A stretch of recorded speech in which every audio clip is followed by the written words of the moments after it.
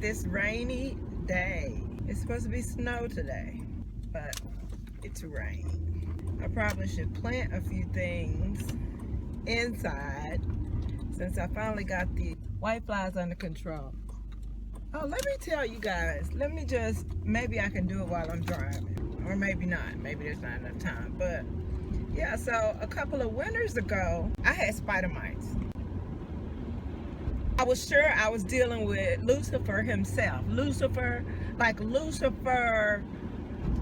broke himself up into millions of minuscule little creatures and just set out to destroy my indoor plants. So started out looking sad and turning brown, like they were dying or whatever. So I was like, oh hell. You know, it's bad anyway, but you like to kind of go straight into denial, hoping that, you know, it's just a little fluke. I need to break off these bad leaves and keep it pushing. But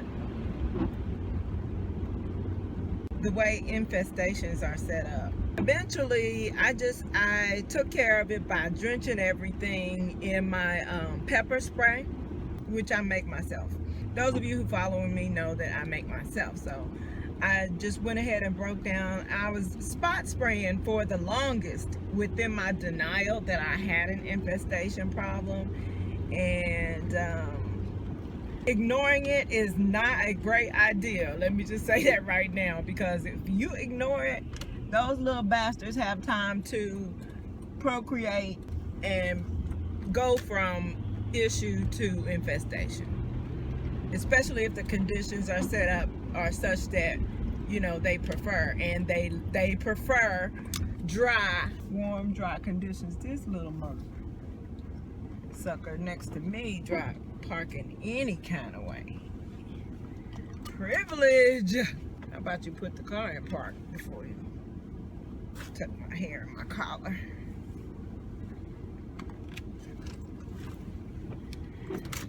So I fucked around and let denial cause me a bigger problem than may have been originally. And I don't know how the things got in there. They could have come in with me from something else. Apparently it doesn't take much for them to be transported and, you know, contaminate other plants. So now I had a bout with some spider mites years ago that came from a tree that I thought was beautiful, that I actually saw in the recycling area in the condos that I live in, and I didn't know anything about spider mites to know that that's what was going on with that tree. And that tree was actually strong and healthy enough to out-survive the mites, but it was still very much a chore, and they didn't want to die or anything. And again, I didn't know anything about gardening or any kind of domestic I had no domestic information back then by which to guide me. So fast forward, which is still a rewind from today, but fast forward from spider mites. So fast forward to rewind to this past winter that has just ended. Okay.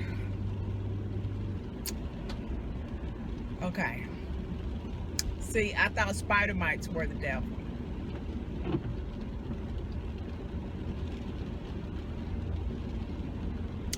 Spider mites are just mini demons in comparison to white flies. But I don't know how these white flies got into my stuff, but I felt like, okay, so this is the story. When the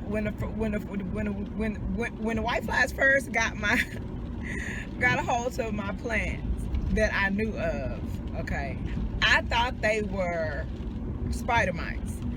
So from my experience now, I wish I had done a video immediately after, because now I forgot how I took care of them, because I was so proud of myself once I did figure out the answer. I was like, oh, okay, so the key is to catch them early, and as soon as you catch them early, be on them with, and I don't know what that fill in the blank is, but it doesn't matter now, because I feel like because whiteflies were so much worse. I feel like if I can go to battle with whiteflies at this stage, I can just battle anything, okay?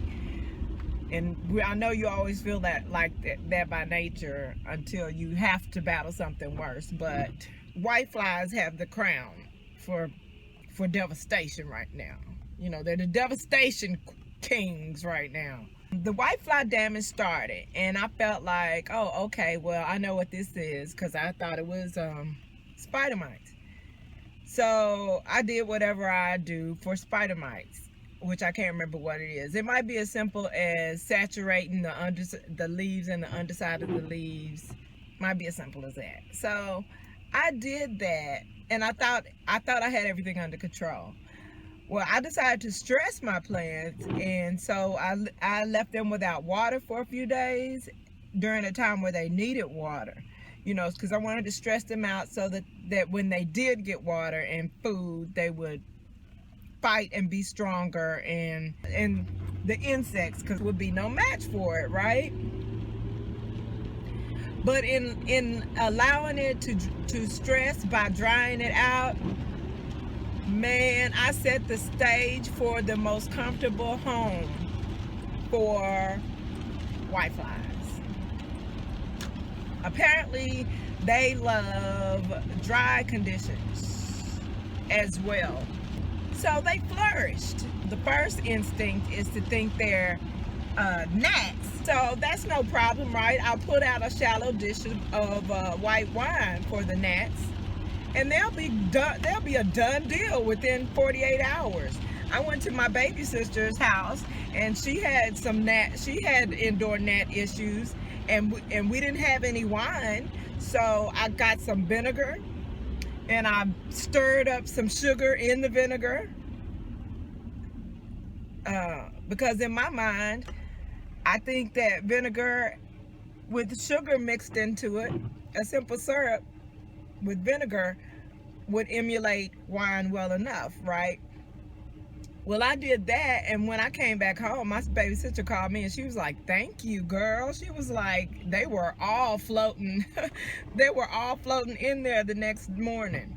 And I was like, oh, no problem, right? So it worked. I had confidence in it to just do that, knowing that we didn't have wine. Otherwise, I would have just said, oh, we don't have wine, we can't do it. So it worked. So for my gnats, I got a shallow dish of white wine and set that thing out there, and I'm like, oh, okay, I got a bougie generation of gnats that, you know, that prefer a certain type of wine. So I went and bought them a better wine. I literally did that. But a more upscale wine, and put it out there, and probably got about 10 what I thought was gnats at the time. 10 whiteflies, okay? So at that point, when I saw that it's snowing big fat flakes now.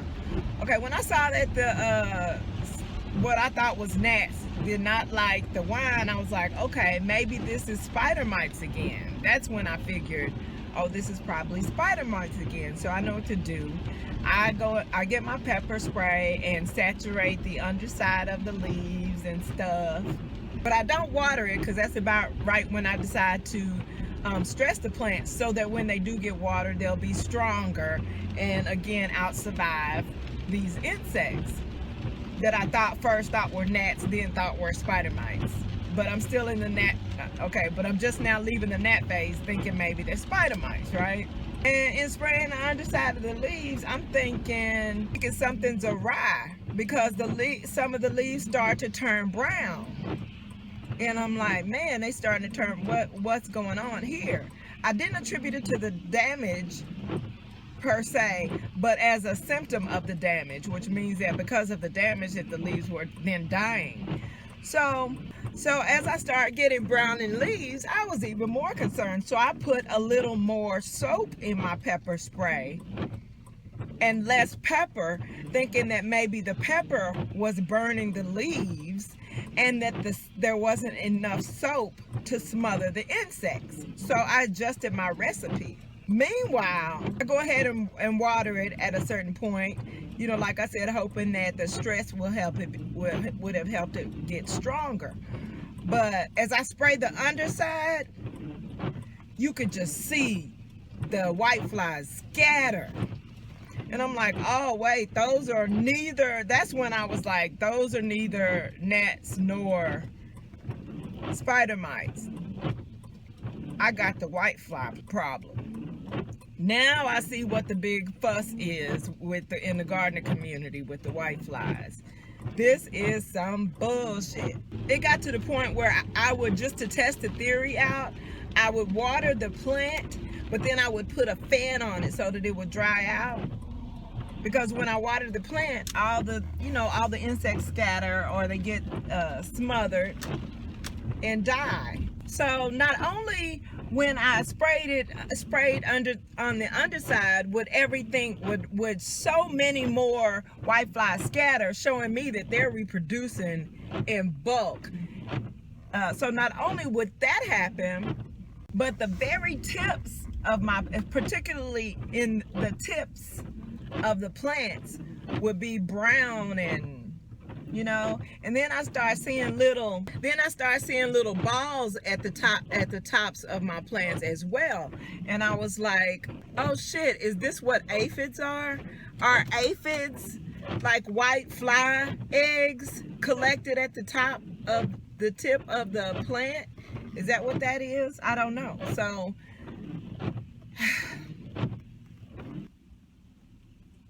So I started saturating those things with water so that I don't, smother my plants or destroy them with too much pepper spray, because my understanding is that water will, you can get rid of these things by just water. They don't like moisture, which seemed to be the similar case for whatever this is, whether it's white flies or aphids. So I would even wipe some of them off the tip of my plants, and then spray top and underside of the leaves.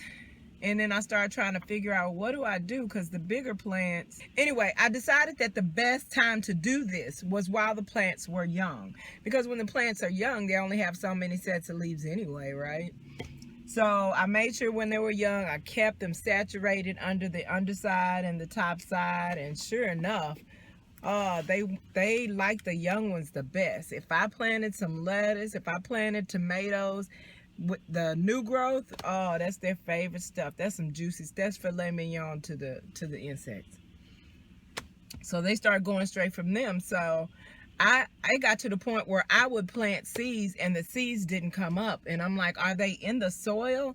Like seeds that always come up, they just sat there. Like, either they sat there like that, or the insects were demolishing them before they were even able to germinate. But so at my next point, I got some neem oil. This is my first time ever using neem oil. That's what I was driven to. Let me try this neem oil that everybody's talking about. So I get the neem oil, I spray it, and it looks like the neem oil works, right?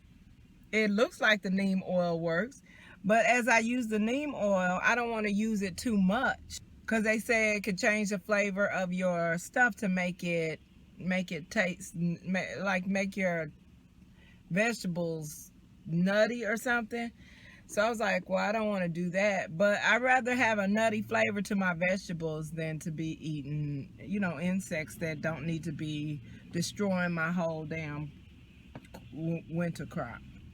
I used the neem oil. It was pretty good. I was so sold on it initially that I was like, dang, this works so well. Why don't people just mix this with their favorite lotion and use that for insect repellent in the summertime? And if I remember correctly, I had some hair soap with neem and amla in it. Neem and amla. So I'm like, that was one of those things that, sheeple just buy into stuff and they don't look at the basic common sense of stuff and, take advantage of what God just gave us. Needless to say, I'm going to start putting neem oil in my lotion for insect repellent during the gardening season. I'm going to do that.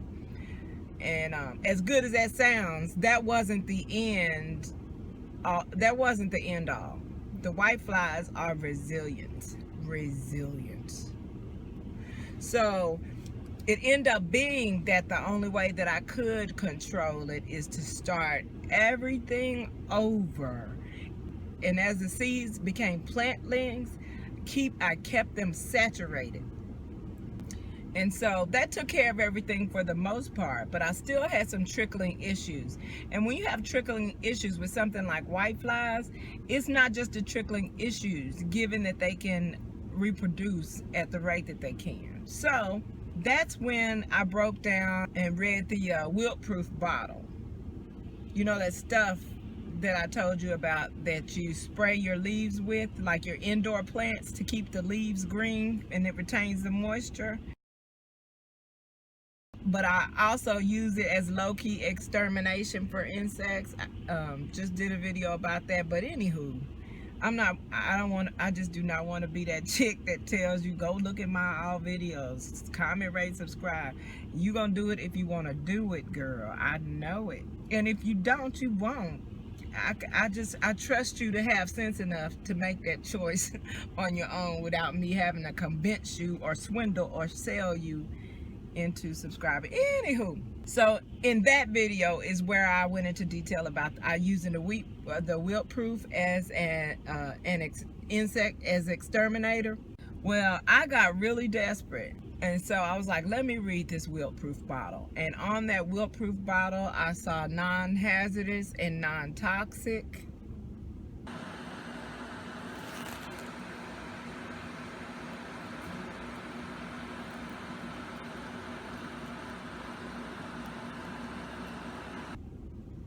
And what did I see that for?